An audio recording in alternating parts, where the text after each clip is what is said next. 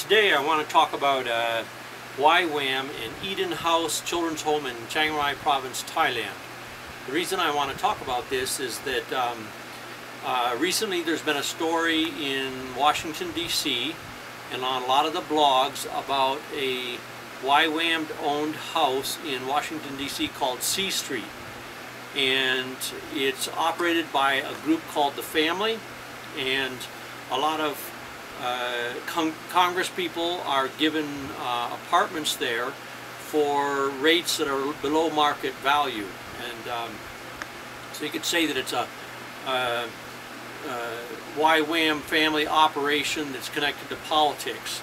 And so there's been a lot of attention on YWAM as of late, and so I've been writing on some of the blogs on the internet about YWAM's Eden House Children's Home in Thailand and other fake orphanages that YWAM runs in Thailand.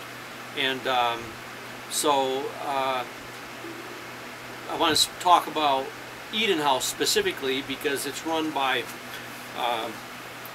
Vern Macaulay and his wife, and they have around 30 Aka girls that they've taken away from Aka villages, that they've decided that those Aka girls are at risk.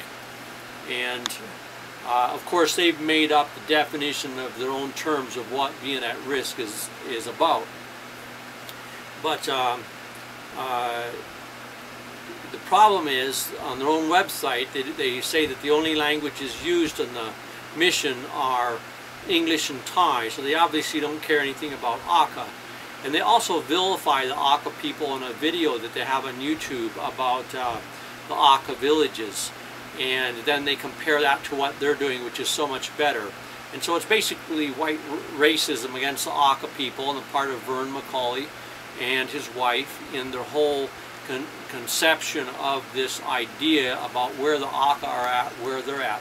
But they're also separating those girls from their culture and from their language and from the people in the village that those girls, their siblings, their older brothers and sisters, their younger brothers and sisters, and no mention is made of anything having to do with what's made life difficult in the villages and why YWAM is not helping out to do something about that. So there's no mention of land rights, child rights, or anything like that.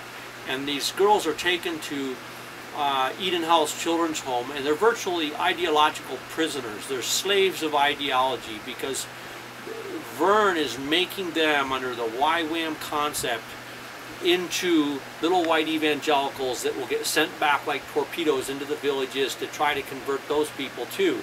So he's basically using them as pawns or as prisoners or slaves to his ideology. And there's no consideration given to those girls growing up in the Aka villages, okay? And they lose their grip on their language, they lose their grip on their culture, they lose their grip on their identity, they become institutionalized, and it's going to make life a lot harder on them, if anything. So I think that people in the United States need to know what YWAM's involved in and what Vern does with that. There's also a couple other homes up there run by YWAM. Christian Happy House is one of them, and there's one in Changsen and one in Mechon. And but the idea of taking one gender of children and putting them in a home, and you have a lot of organizations doing that, or just taking boys and girls both and putting them in homes where there's no supervision.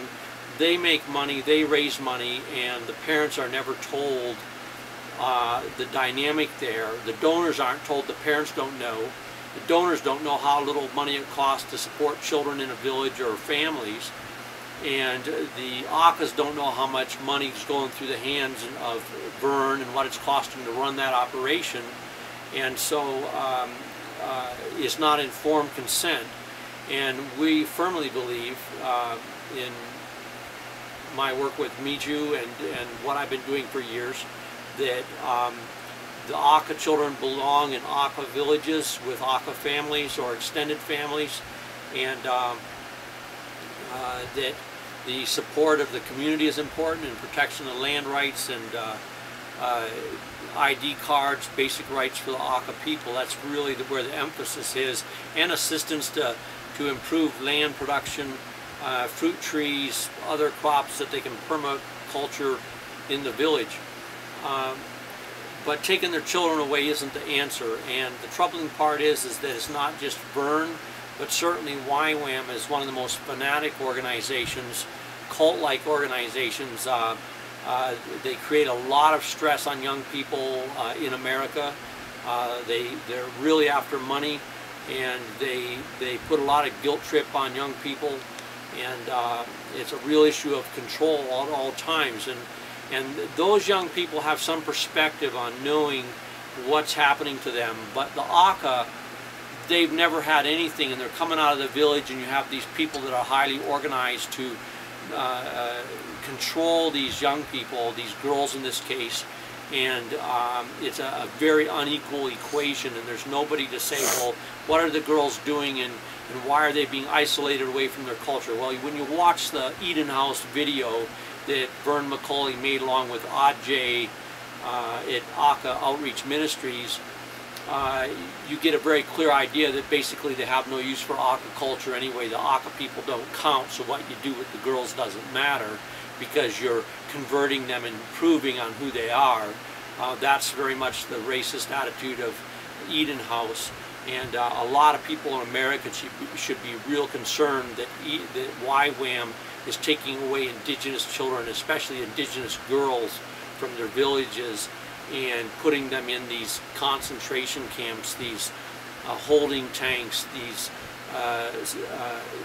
artificial make-believe safe houses where they're protected from the world and the right to be part of their own culture. So we'd like to see Vern McCauley shut down. We'd like to see YWAM's children homes shut down.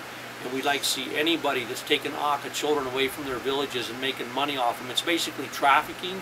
It's basically child slavery. Stevenson in the Golden Triangle, Children of the Golden Triangle, we'd like to see him out of business too. And so we think it's time that people rise up and tell these missions you can't keep taking indigenous children away from their families.